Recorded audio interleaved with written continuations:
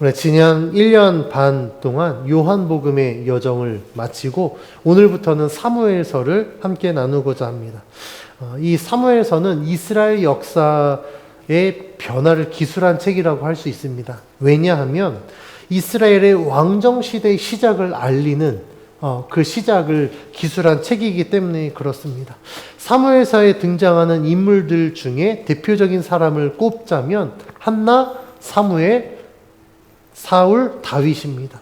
그 이유는 이스라엘의 왕정시대가 시작되었고 그 왕정시대를 열어가는데 굉장히 중요한 역할을 한 인물들이기 때문에 그렇습니다.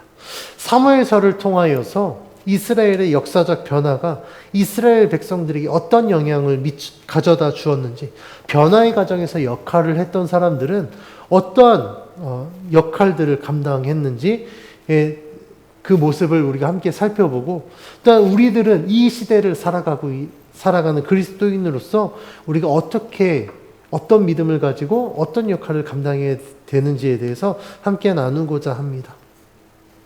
오늘 본문에는 3명의 인물이 등장합니다. 한나, 엘가나, 분인나가 등장하는데 이들에게 공통점이 있습니다.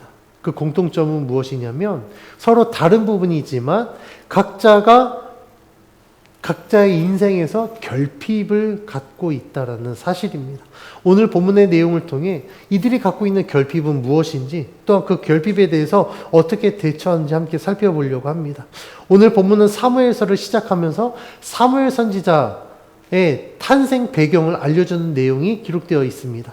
성경에 등장하는 인물들 중에 중요한 사람들은 그 족보가 등장하는데 오늘 본문도 사무엘의 아버지인 엘가나의 족보가 등장합니다. 1절 말씀 다시 한번 봉독해 봅니다. 시작. 에브라임 산지 라마다임 소빔에 에브라임 사람 엘가나라 하는 사람이 있었으니 그는 여로함의 아들이요 엘리후의 손자요 도후의 증손이요 숲의 현손이더라. 이 엘가나의 족보가 등장하면서 1절 말씀에 엘가나를 에브라임 사람이라고 소개합니다. 이것은 엘가나가 에브라임 지파에 속한 사람이어서 에브라임 사람이라고 소개한 것이 아닙니다. 왜냐하면 엘가나가 만약에 에브라임 지파에 소속되었다고 한다면 사무엘은 선지자가 될 수 없습니다. 왜냐하면 이 선지자가 되려면 레위 지파 사람이어야 되거든요. 근데 이 사무엘이 선지자가 되었고 이 사무엘의 아버지인 엘가나의 족보가 이야기되었다라는 것은 그가 에브라임 지파가 아니라는 것을 알려주기 위함입니다. 그래서 역대기에서는 이 사무엘이 레위 지파 사람이라고 기록되어 있습니다. 그러면 왜 1절 말씀은 이 엘가나를 에브라임 사람이라고 소개했을까? 여러 가지 이유가 있는데 첫 번째 이유는 구약 성경에서 유대 땅 베들레헴을 에브라시라고 불렀습니다. 룻기에서도 엘리멜렉과 그의 아내 나오미 그의 아들들을 가리켜 에브라 사람이라고 기록했는데 이 에브라임 사람은 베들레헴 사람을 에브라임 사람이라고 표현하면서 그렇게 기록되었다라고 생각할 수 있습니다. 두 번째 이유는 성경의 가문을 소개하는 경우는 메시아가 이 땅에 오는 통로를 소개할 때 레위나 제사장을 소개할 때 나타나는데 앞서 말씀드린 것처럼 에브라임 지파 사람이라면 이 조건에 해당하지 않습니다. 에브라임 지파 사람이라면 굳이 그 족보를 이야기할 필요가 없었습니다. 엘가나의 아들 사무엘이 선지자가 되었다라는 것은 그가 레위 지파 사람이었고 그 레위 지파 사람이 에브랏 즉 베들레헴에 살았기 때문에 에브라임 사람이라고 소개를 한 것입니다. 레위 지파에 속한 엘가나라는 사실이 우리에게 알려주는 건 다른 어떤 지파보다 훨씬 더 믿음과 신앙에 있어서 열심히 있었고 모범이 되었어야 됐다라는 것을 우리는 알 수 있습니다. 그래서 이 엘가나는 매년 만군의 여호와께 예배하며 제사를 드렸는데 그 내용이 오늘 본문 3절에 기록되어 있습니다. 3절 말씀 같이 한번 봉독해 봅니다. 시작. 이 사람이 매년 자기 성읍에서 나와서 실로에 올라가서 만군의 여호와께 예배하며 제사를 드렸는데 엘리의 두 아들 홈니와 비느하스가 여호와의 제사장으로 거기에 있었더라. 엘가나는 여호와께 예배하며 제사 드리기 위하여 자기의 성읍에 나와서 실로에 올라갔습니다. 자신의 성읍을 벗어나서 실로에 올라가서 예배를 드린다는 건 보통 열심과 열정 가지고서는 감당할 수 없습니다. 왜냐하면 이 엘가나가 살고 있는 지금 이 동네에서 실로까지 거리가 약 한 24km 정도 되거든요. 지금처럼 차로 이동하는 게 아니라 걸어서 이동한다고 생각했을 때 보통 열심 아니고서는 할 수 없습니다. 왜냐하면 단순히 걸어가는 데에만 그 힘쓰는 것도 보통이 아닌데 이때 당시에 제사를 드린다는 건 제물을 챙겨가야 돼요. 근데 여호와께 제물을 드리는 이 제물의 조건이 무엇이냐면 흠이 없어야 됩니다. 근데 생각해 보십시오. 여기서 선별해서 흠이 없는데 얘가 24km를 이스라엘 엄청 덥거든요. 가다가 애가 잘못될 수 있어요. 애가 갑자기 더위를 먹거나 재물이 가다가 삐끗해서 발목을 삐거나 가다가 애가 갑자기 갑자기 우리처럼 애가 속이 뒤집혀져서 굿들어하고 멀미를 한다거나 그러면 어떻게 해야 될까요? 다시 고백, 다시 가서 해야 됩니다.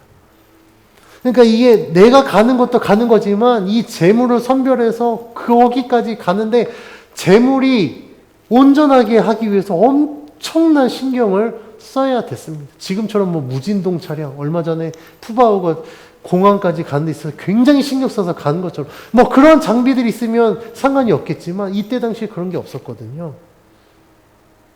흠이 없는 재물을 가지고 그 실로에까지 가는 것 보통 정성과 열심이 아니고서는 불가능했습니다.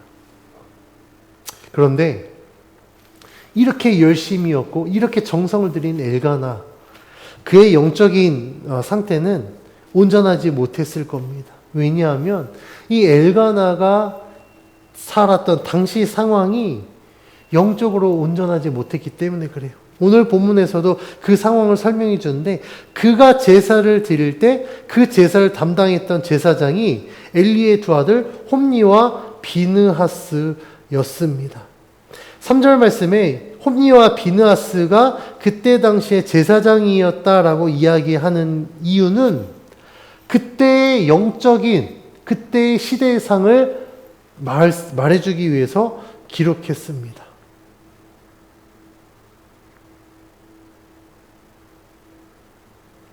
그러면 이 홈니와 비느하스가 어떤 문제가 있었느냐? 우리가 앞으로 살펴보겠지만 2장 12절에서는 홈니와 비느하스에 대해서 이렇게 평가합니다.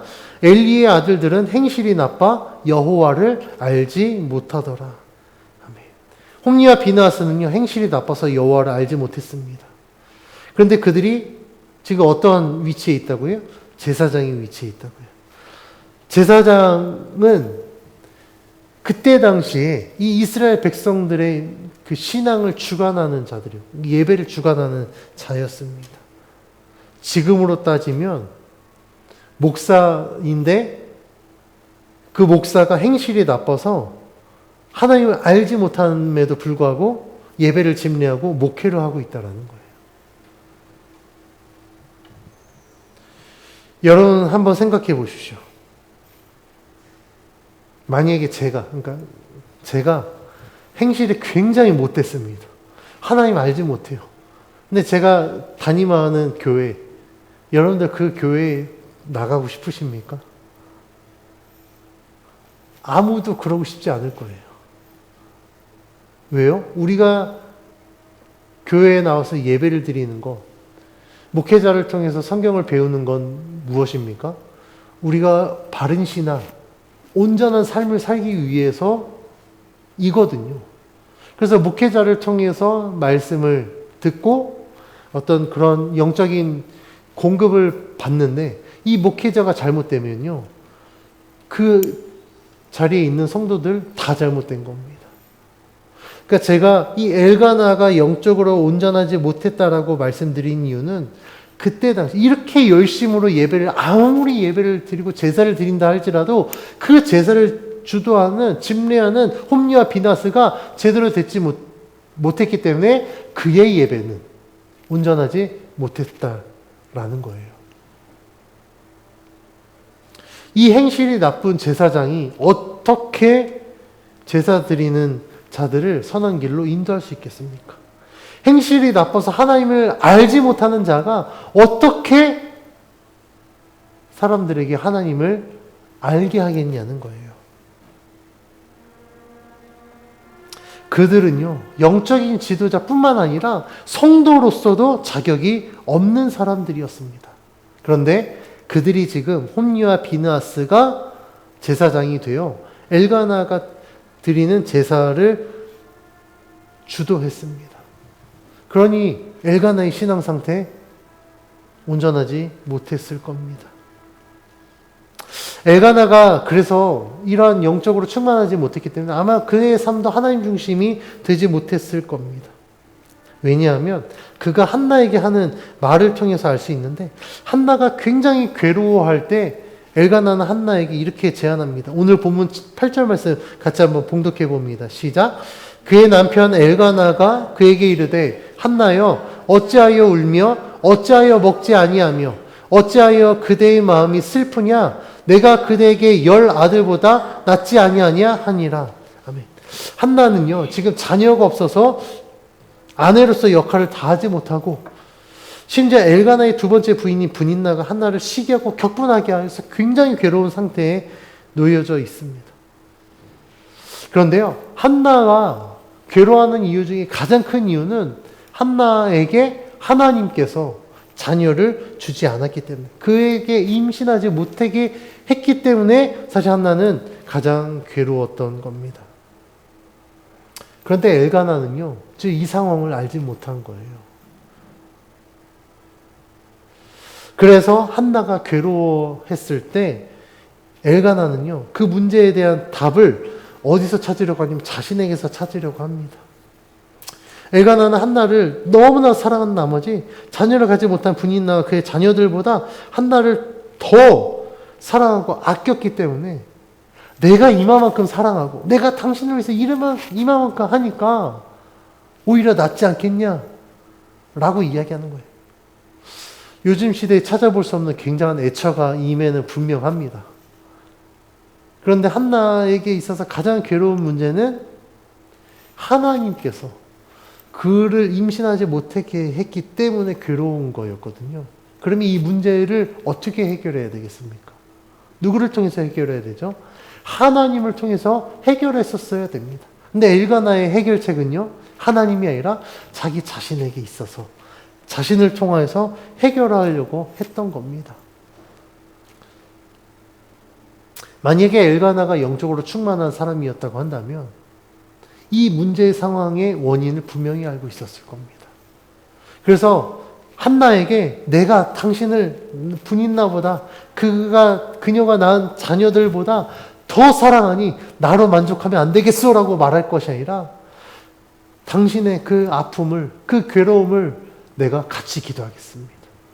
하나님께서 반드시 해결해 주실 줄 믿고 우리가 함께 기도하여 하나님으로 말미암아 이 문제를 해결합시다 라고 했었어야 될 겁니다. 왜냐하면 한나가 자녀를 갖지 못한 이유는 생물학적 문제거나 아니면 그 심리적 이유가 아니라 하나님께서 그를 임신하지 못하게 했기 때문에 그렇습니다. 만약에 엘가나가 이렇게 하나님을 통하여서 문제를 해결하고자 한나에게 제안했다고 한다면 같이 기도했겠죠? 하나님, 한나에게도 자녀를 주십시오. 그런데 만약에 하나님이 정말 임신하지 못하게 하셔서 자녀를 주시지 않으실 거라면 하나님이 한나의 마음을 위로해 주십시오. 저의 그 괴로움과 고통을 주님께서 아시오니 한나가 괴로워하지 않도록 인도해달라고 기도했었어야 됩니다. 그런데 엘가나는 그렇게 기도하지 못했어요. 왜냐하면 그에게는 영적인 결핍이 있었기 때문에 그렇습니다.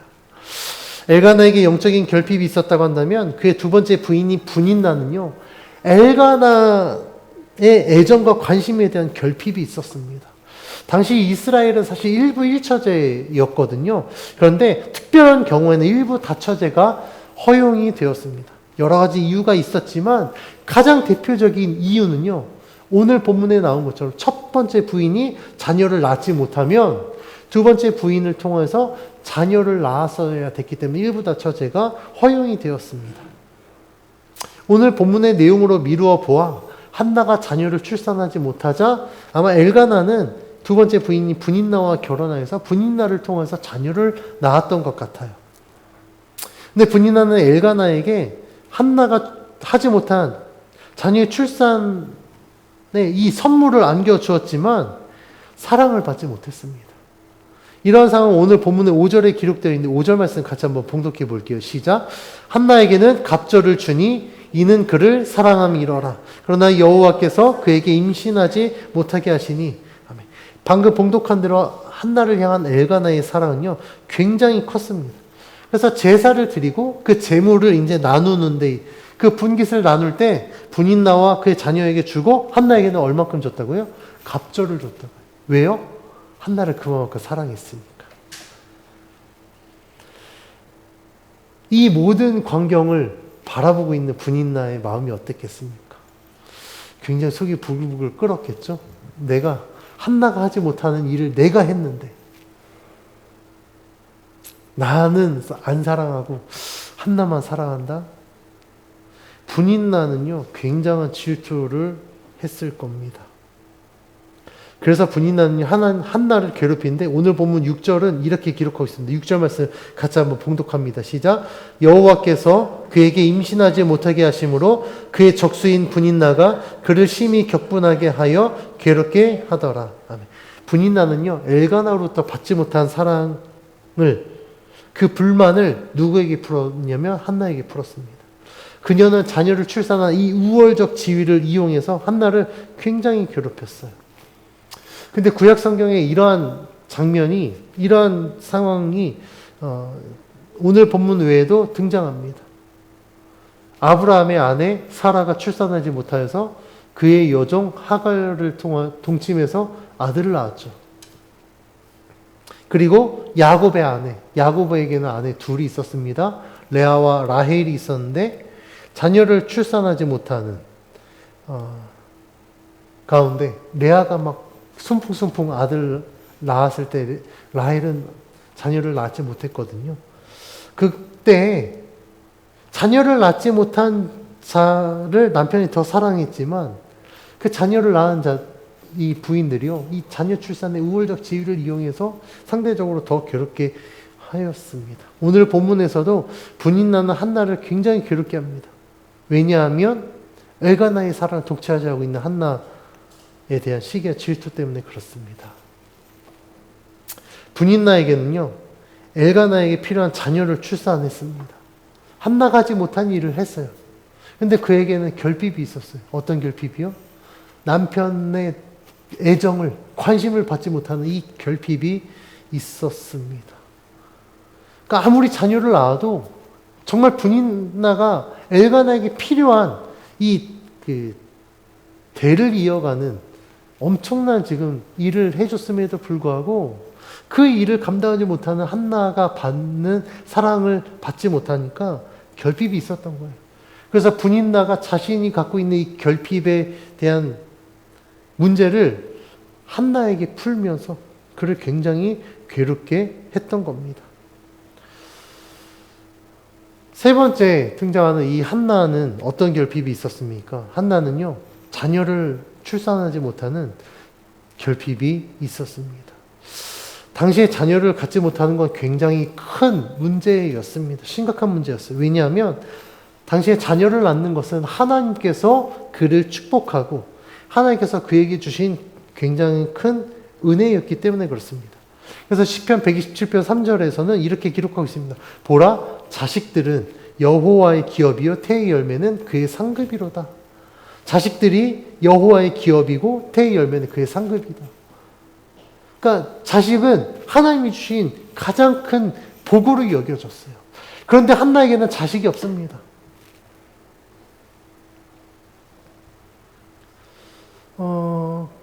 그래서 그때 당시에 자녀가 없으면 저 사람은 하나님 앞에 벌을 받았어.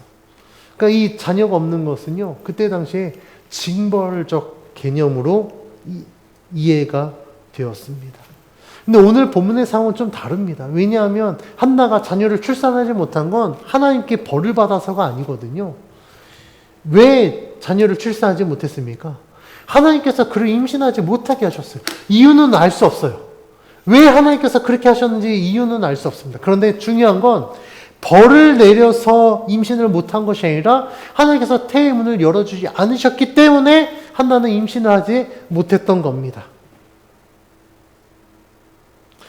징벌의 의미로 불임이 된 것은 아니지만 한나는 자녀를 출산하지 못한 것에 대한 굉장한 스트레스를 갖고 있었습니다. 그래서 오늘 본문에 기록된 것처럼 한나의 불임이 분명히 하나님께서 그에게 임신하지 못하게 한 이유이지만 한나에게는 자녀에 대한 사모함이 있었기 때문에 하나님 앞에 그녀는 기도했습니다. 그렇다면 한나는 왜 이렇게 자녀를 원했을까? 당시 시대적 상황을 통해서 알 수 있습니다. 앞에서 말한 것처럼 자녀라는 것은 대를 이어가는 굉장히 중요한 이슈였습니다. 그리고 이 자녀를 통하여서 시편 117편 3절에 기록된 것처럼 하나님의 복을 누리게 되었거든요. 또한 이 자녀가 있으면 이제 노후에 지금 우리가 사는 것처럼 노후에 우리를 이제 책임져 주고 우리가 죽었을 때 자녀들이 나의 장례를 치러주고 그리고 계속해서 대대손손 나를 기억하게 하는 그 역할들을 감당했습니다. 그런데 자녀가 없으면 어떻게 됐을까? 이 모든 것들을 누리지 못하는 거예요.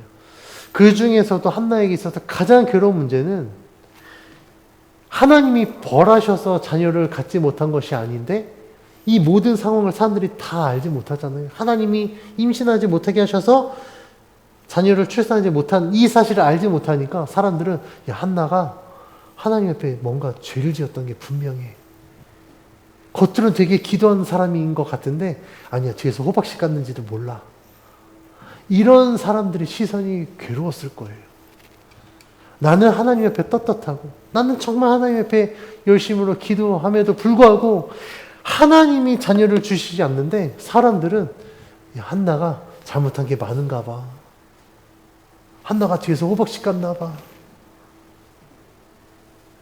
여러분들 한번 한나 입장에서 생각해 보십시오.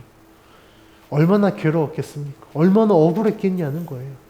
그런데 분인나는 매년 제사를 드릴 때마다 엘가나가 갑절에 분깃을 나에게 주는 걸 보고 막 아주 열받아서 나를 괴롭게 하고 막 자식을 오히려 더 막 앞에서 들이대고 막 그랬을지 몰라요. 이 모든 상황들이 한나는 굉장히 괴로웠을 겁니다. 그러니까 한나는 하나님 앞에 더 구하고 기도했을지 모릅니다. 이렇게 우리들에게 있어서는요, 각자 다른 부분이지만 모두에게는 결핍이 있습니다.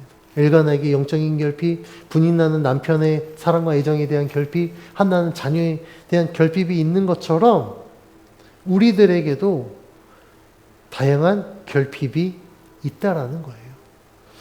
다른 사람의 시선에서 남부러울 것 없는 모든 것을 소유한 것 같지만 그 사람에게도요, 분명한 결핍이 있을 겁니다. 왜냐하면 세상에 완전한 존재는 없기 때문에 그래요. 그러니까 우리가 저 사람 참 부럽다.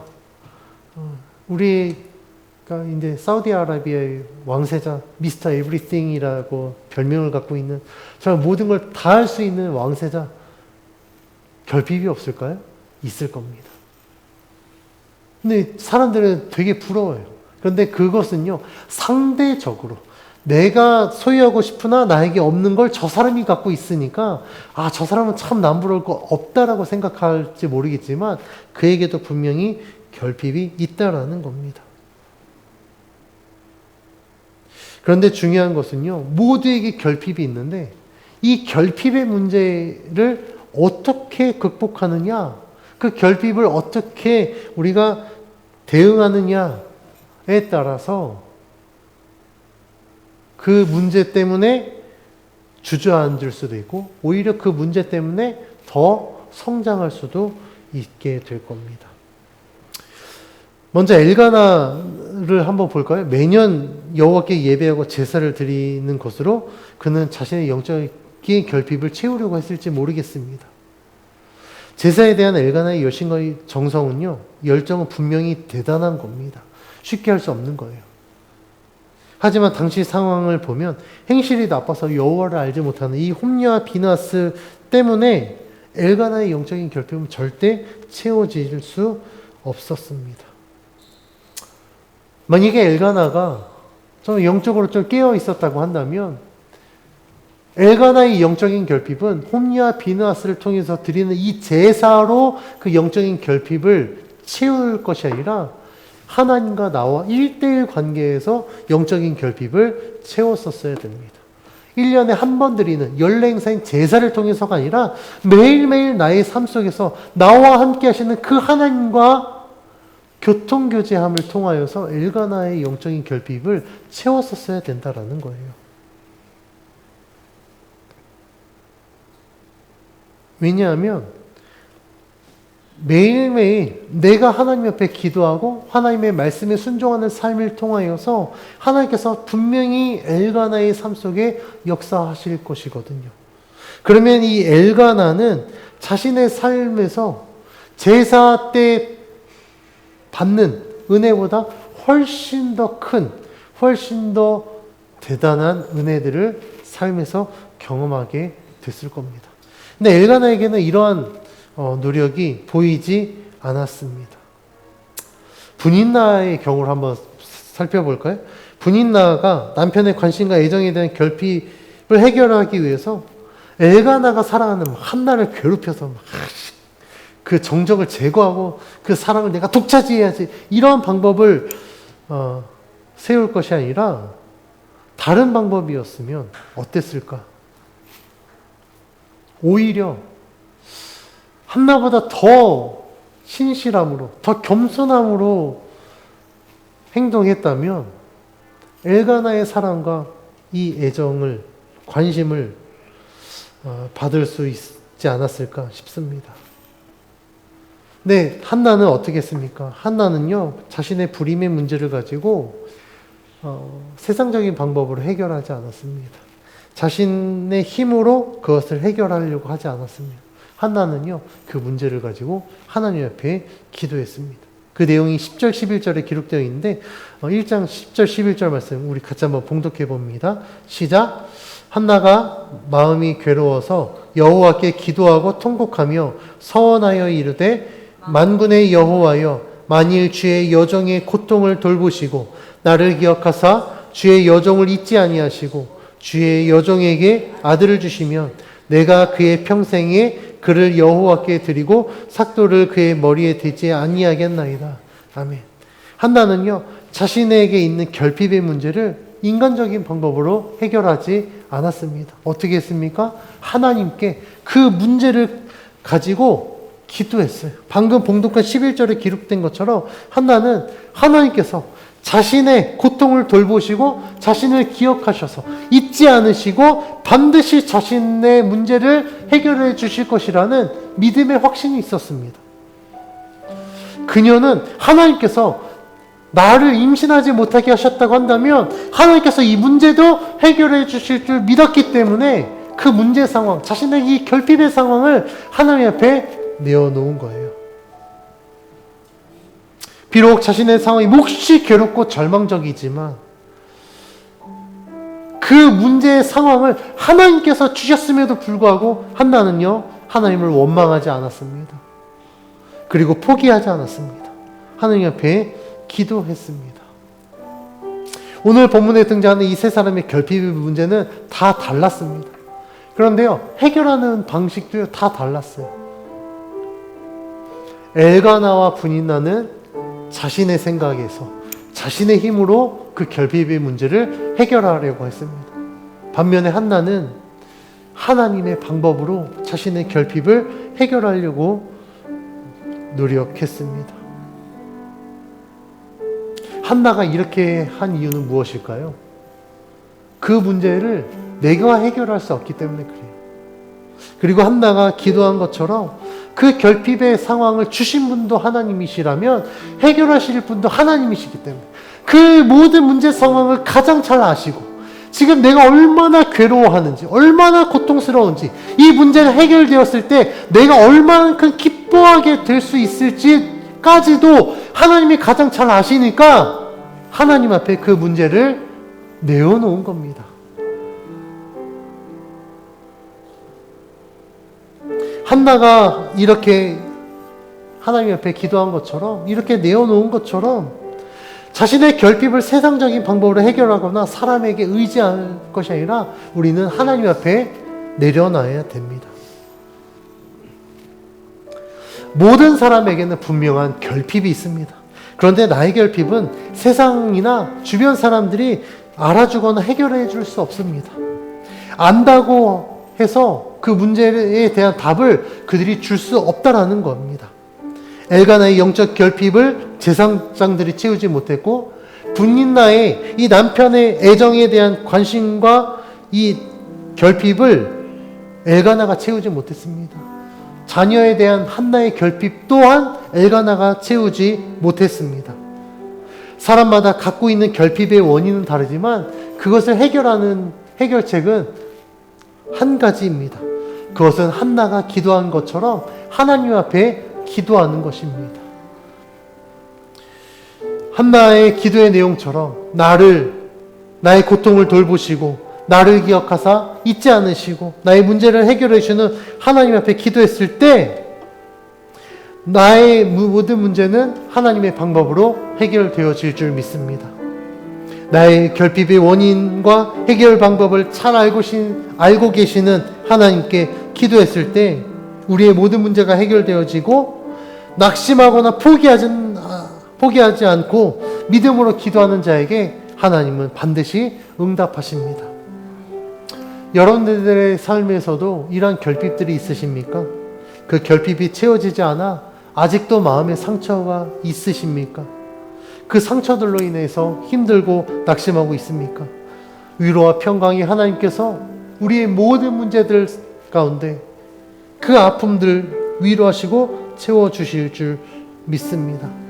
하나님이 가장 잘 아십니다. 나를 기억하시고 잊지 않으셔서 나의 기도를 들으시고 응답하신 하나님 앞에 우리가 모든 것들을 맡겨드릴 때 하나님께서 이기게 하실 줄 믿고 그 믿음으로 승리하는 저와 여러분이 되길 주의 이름으로 축원합니다.